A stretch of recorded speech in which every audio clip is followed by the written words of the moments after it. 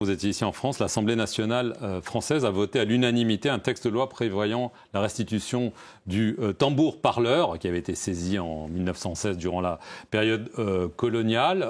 Est-ce que c'est juste un geste ou est-ce que vous pensez que ça va ouvrir peut-être des perspectives pour des restitutions pour la Côte d'Ivoire et pour l'Afrique? Oui, je voudrais d'abord dire qu'à l'occasion de l'Assemblée parlementaire francophone, cette visite officielle a permis donc effectivement de bénéficier, d'obtenir donc ce document juridique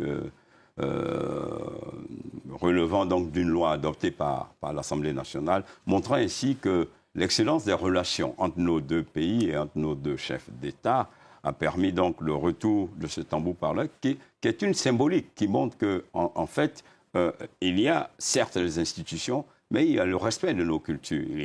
Ce tambour est l'expression donc d'une des cultures de la Côte d'Ivoire. Donc nous souhaitons effectivement que ce retour de tambour parlant soit donc le début d'une restitution organisée de l'ensemble de tous nos biens qui se trouvent ici, culturels, en France. Mais je voudrais une fois de plus saluer cette relation que nous entretenons avec la France.